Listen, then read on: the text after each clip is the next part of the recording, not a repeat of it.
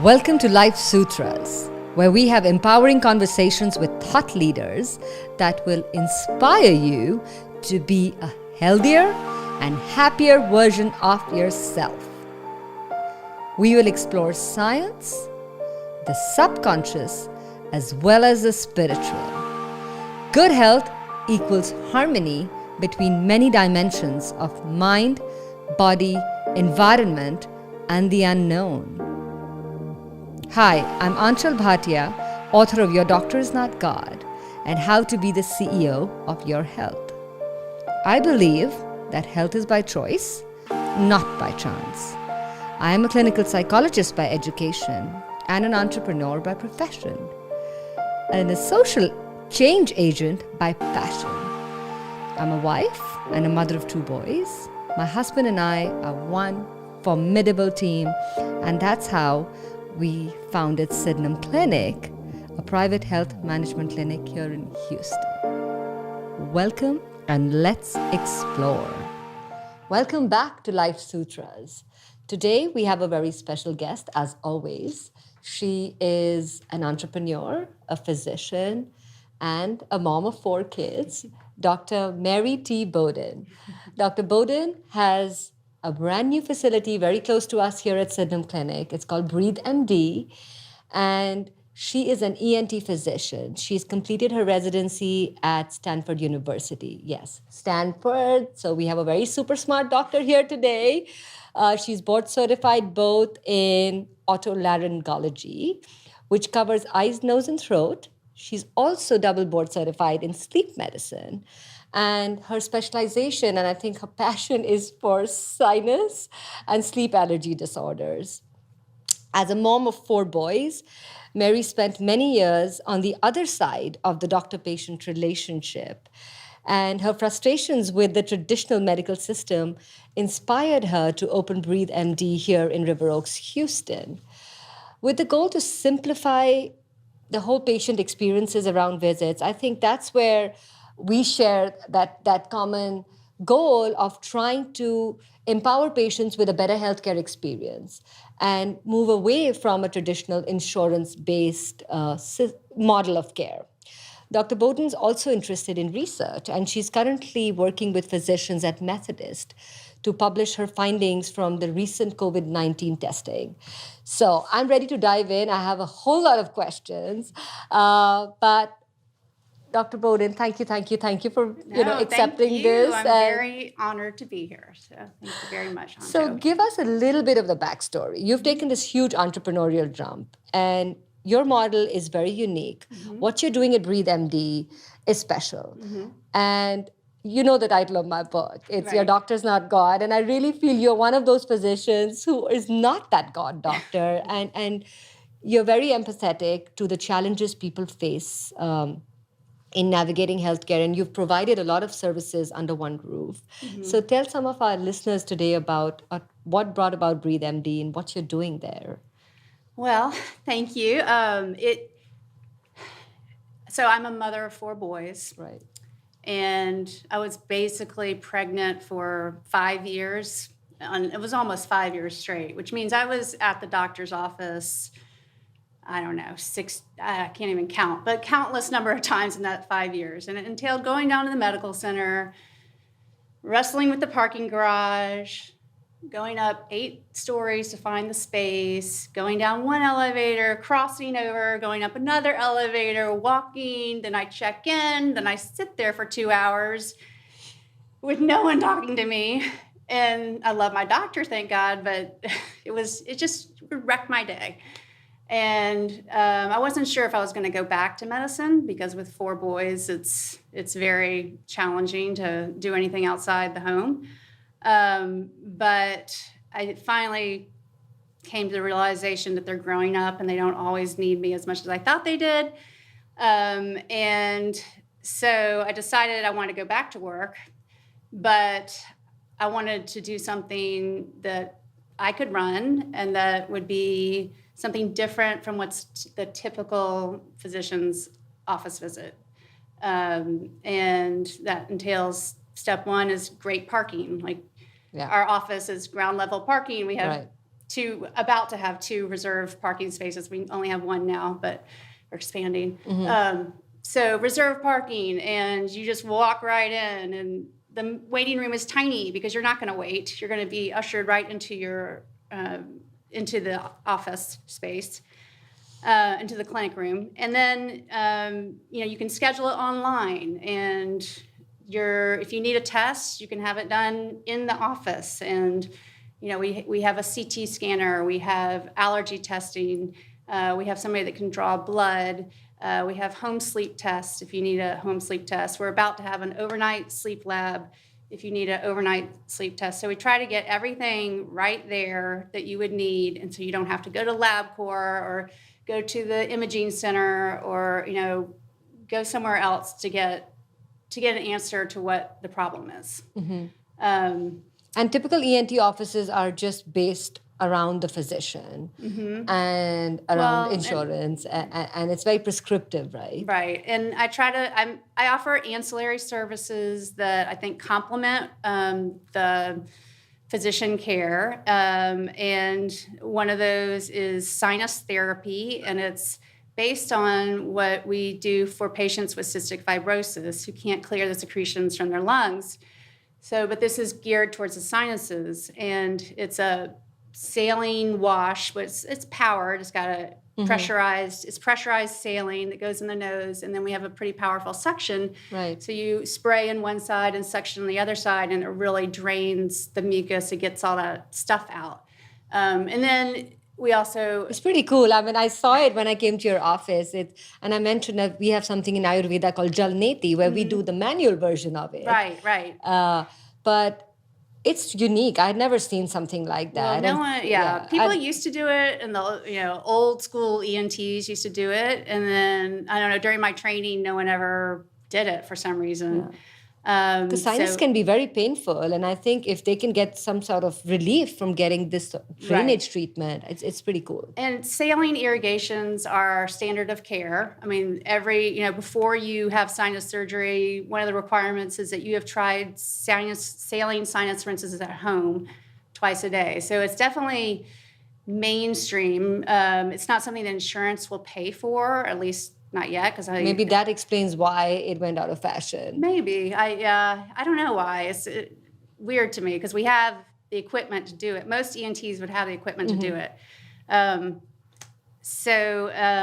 what about the infrared rooms? Do they also help with the sinus? Yes. I mean, I'm going to get research done on it. So it's not proven to help with sinuses, but it is proven. It's called photobiomodulation. And if you look up photobiomodulation, which is infrared, there's just so many applications. It just hasn't been studied for sinuses, but it's the basic gist of it is it lowers your inflammation and it increases circulation, which is good for any kind of infection, right? So infection causes inflammation, and then the more circulation and blood flow you can get to the area, the faster you will heal. So it's, but I can't claim that it cures sinus disease yet, but it's people can tell me anecdotally that it really helps. So what are the kind of things that people should come to you for? Like a lot of us only go to an ENT specialist when we fall sick, or if we think we have an earache, or if we have some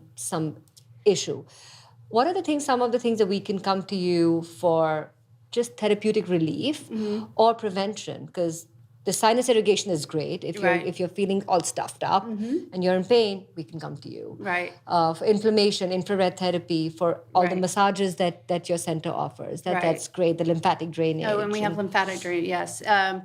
Some things that you might not think of, we do ear cleaning. So those are some of our most satisfied patients. Should we go to an ENT to get our ears cleaned regularly? It's weird, and there's no way to know if you actually have it. I do offer just a quick ear check appointment in case people can usually tell if they've got a buildup, and people who have an issue with it usually know, but some people don't. Like I had a patient a couple weeks ago who just said, I feel like there's something in my ear, and then we flushed out just a golf-sized ball of wax, and it was so. And those are very gratifying. That's very gratifying for me, and very satisfying for the patient.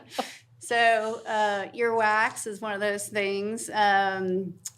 I think paying more. I think people really, it's funny. I read something that Americans spend like billions of dollars on helping them, on solutions to sleep, but yet no one can sleep well. Like getting the great night's sleep is like the holy grail of health. I think it's a foundation. I mean, all our patients get the Oura ring for that reason. And so I think in ENTs, we do most sleep problems are upper airway related, and it could be as simple as just making sure you can breathe through your nose properly. And, the other element is your weight. So, the more weight you put on, the more likely you're going to have excess tissue in your upper airway, and then that leads to sleep apnea.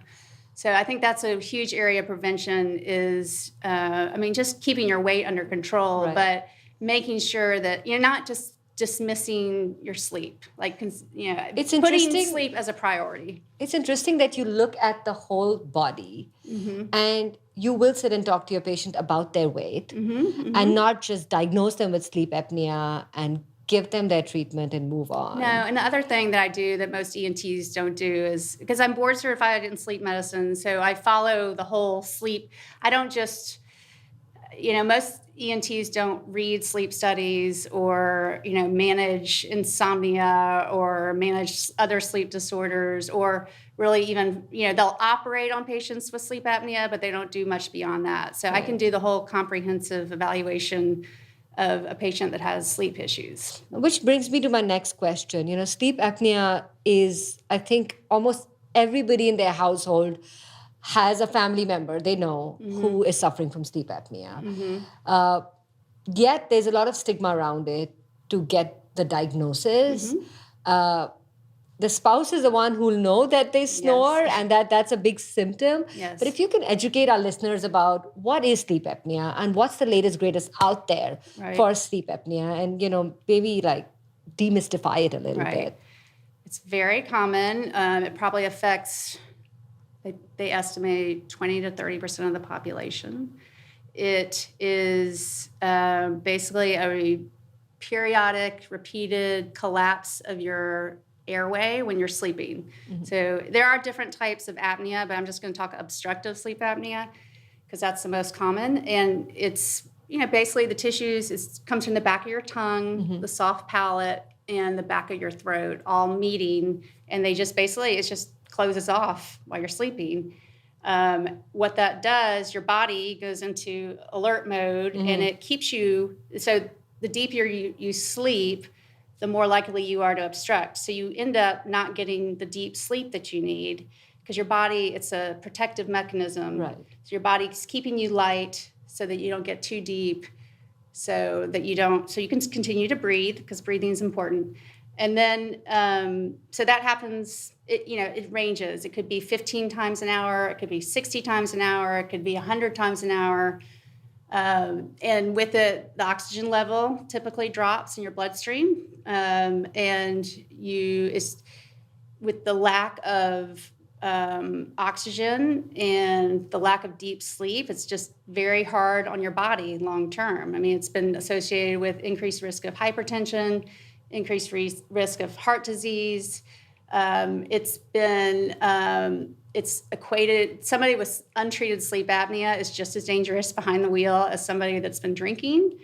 Wow. Yeah. So it's more serious than people realize. And I'm not an alarmist. I hate but I feel like people, and once it's treated, people feel so much better. The testing has really come a long way.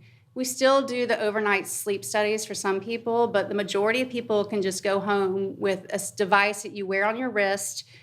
It has a little string that goes to your finger, and then one little string that goes right here. So there's nothing up here, and it's just one night, and it's very accurate. And they can do it on their own. They don't need somebody sitting in their room watching them. No, you do it at your house. It's insurance approved if you haven't, It's really not a big deal to get diagnosed. Back in the day when we took my father-in-law for a sleep study, we had to go to the hospital Yes. and we had to be in this terrible room, and there was a technician in the room the whole night. Yeah, so I'm building out a sleep lab, Right. and it's going to be like the 4 seasons of a sleep lab. So you Fabulous. feel like you're at a nice hotel room. I'm Right. even going to provide a little alcohol if that's part of your nightly routine. Uh-huh. Yeah, you'll get a TV and Because you also want the accurate picture. If they are used to having a drink, in their normal. then- Yeah, they can't. Yeah, maybe they can come to Sydenham Clinic for happy hour and then go to you. And we want them to they could get a massage before the Right. sleep study to relax. They could sit in the infrared sauna before the sleep study to just chill out. So I'm trying to make the whole Are they allowed study. to bring a spouse along and sleep? Actually, yeah, that wouldn't be a problem. Yeah, because if they're used to having somebody. Yeah, that wouldn't be a problem at all. Yeah, So- their date night. Well, yeah. At BREATHeMd. They are on camera, so Oh. there's gotta be, Maybe not. fully clothed at all times, Yeah. please. Well, that's very helpful. That is definitely helpful. And I hope some of you listening out there will take that step and at least get a diagnosis, because it is serious. It is serious, and you can stop the suffering from what it sounds and like. it's so hard on a marriage if Yes. your spouse is keeping you up all night, and they've shown that it's the marital conflict alone is just pretty. so it's I can damage- speak from personal experience. Like, you don't want to sleep in the same bed with somebody Yeah. that's keeping you up all night. I know so many people who sleep in separate bedrooms Right. because one spouse snores. Exactly. So it is serious. I'm so glad that you brought up some of these, because it has an emotional impact. It is dangerous to others. Right. It makes you put on weight. It puts Right. you at high risk for so many other conditions. Right. And it's worth it. It's Right. worth it, if not just for your quality of sleep. I think there are many reasons for people to do this. Yeah. I also want to talk to you about sinus. A lot of people go through their whole life living with sinus, and they feel that there is no cure for sinus. What can people do? I'm very passionate about empowering people to be the CEO of their biggest health. thing you can do is rinse your nose at home with saline. I don't own any stock in NeilMed, but the NeilMed sinus rinse bottle, it's a game changer. And if you do that regularly, because basically you need to keep everything flowing in your sinuses. And sometimes, I tell people who have allergies and take antihistamines every day, maybe go to every other day if you can, because it's very drying and then the mucus gets stuck. And you just want to keep everything flowing. And as long as it's flowing, then you're going to have minimal issues. It's when it doesn't flow right, and there could be underlying anatomy that. And there are, I'm not anti-surgery, because there's certainly, but I think there's probably too much surgery going on. I remember during residency, one of my attendings was a sinus guru. I just saw people that had like 6 sinus surgeries. I'm like, what else is left to do? So I just think a lot of it is managing. Our air quality is. Well, I'm from Probably New Delhi. You yes. can't complain. Well, no, I'm just saying that people don't think about that. Yes. You're inhaling whatever's floating around Right. is the going toxins in the your air. nose, and then the allergies cause swelling. It can be hormonal imbalances. Like people who are pregnant have a really hard time because their noses the inside of their noses swell so much.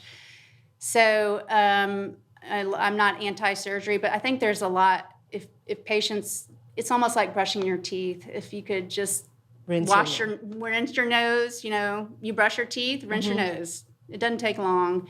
You just get in the habit of doing that. And what about pain medication, that side of managing sinus when you get that attack?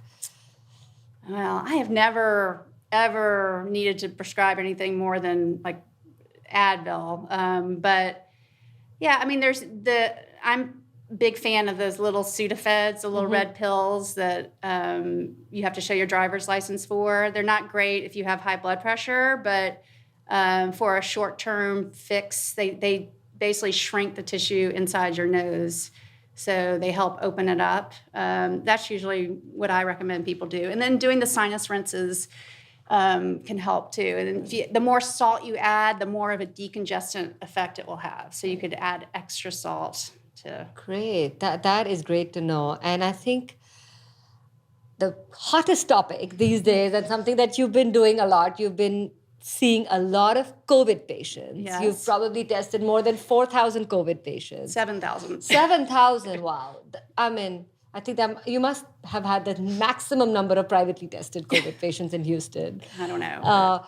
But you have a few hunches, or you have your own private position on COVID and learnings. And I think our listeners would love to know what that is. Even though it's not proved, nothing in COVID is proved because it's so new. A whole Right, phenomena I is so know. new. Don't attack me if like a week later this is all wrong. But no, not at all. Yeah, I think the most interesting thing I've seen is that I've tested a lot of families, and invariably one or two of the people in the family get it and one or two of the people don't get it. Right. And what's the explanation for that? And the most valid explanation I can come up with is the T cell immunity theory, where you have become, you have the immunity against corona from either a very low level infection that's not, you can't detect a T cell infection with just a regular blood draw. So it's either you had an asymptomatic infection or you had something very similar to what's going on now that's protecting you against this whole recent pandemic. But can you see it in the antibodies, or how do you test for it? So the antibody, the blood test, so we do a blood test for antibodies, but that's a B cell immunity phenomenon. That's a different, they're two wings of that system. There's T cell and B cell. And so the B cell immunity we can measure with the antibodies, but the T cell immunity is very difficult for just a routine test. So personally, I think, because I mean, I should be dead right now given how much exposure to COVID I've had, and I never got it, and I've been tested, multiple times. I don't even have the antibodies, and I just think it's very interesting. And I know there's a blood type theory, and we're looking at that. We've collected what could that data. be? Give us a sneak peek. Who's the lucky one? No, well, it they B? think Is it that the type O negative is the lucky one, and that's the common, O-negative. and that's the most common blood type. No, is it? that's the rare one. Oh, that's because you're the a rare. universal. You can give B blood. is the most common. One of the probably. I don't, but okay. I'm O negative, so I only know about O negative basically. Right. But it's it's the more rare type, and they think that people with O negative. But I have seen people with O negative who have COVID, so Right. I don't know. I really need to look at the data before I say anything definitive on that. And what do you think is the future of ENT medicine? Do you think a lot of people are going to follow suit and be more holistic in their approach to healthcare like you are? I mean, which direction are you going in, and where do you think mainstream science is going? I don't know, because as far as I know, I'm the only clinic in the country that offers these types of services for ENT patients. And it's pretty, old school. At least my residency experience was very, very traditional and very male dominated. Yeah. Nothing against the males, but just, very old school, traditional. I'm not sure.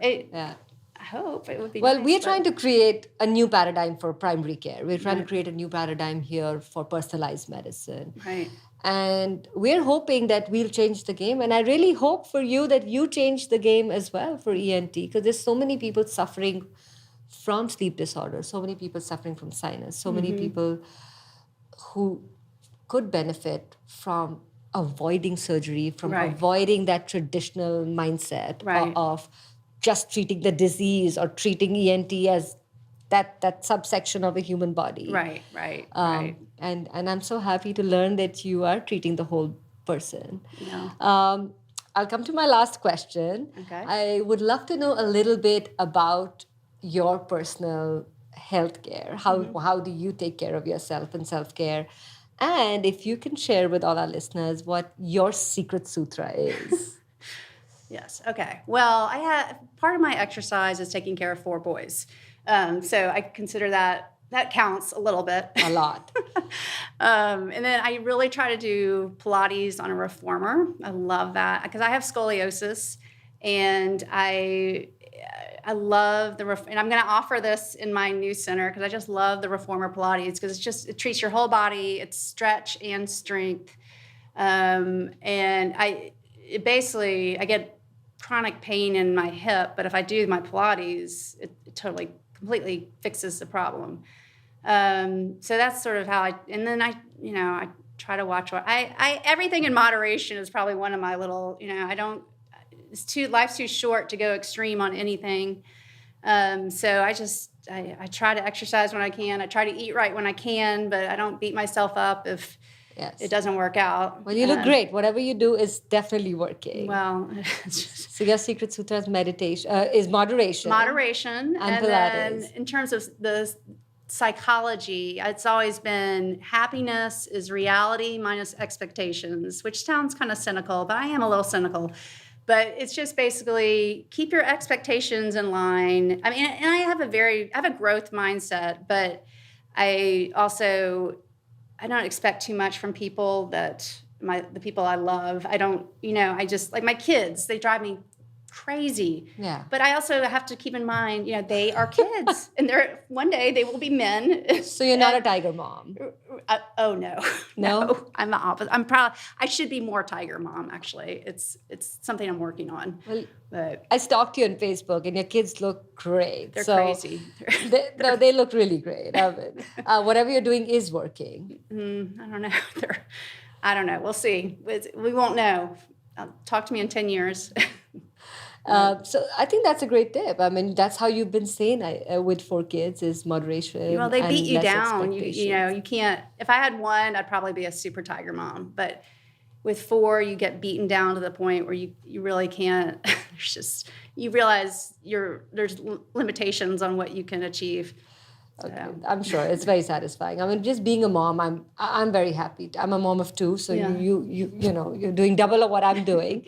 But great, thank you so much. And I think this was a very informative session. Life Sutras is trying to bring in more conversations like this and empower people. As I always say, health is by choice, not by chance. I hopefully have given you more choices today. And if people want to reach out to you, it's BREATHeMD, and the website is breathemd.com. .org. BreathEmd.org. And you're right here in the River Oaks area next to Kato Robata, which is a fabulous Japanese restaurant. And you're on the right and left of Kato Robata. You have 2 spots there. Yes, trapping. But until our next episode, thank you so much for joining us. Stay tuned in for more. And we'll see you next Monday.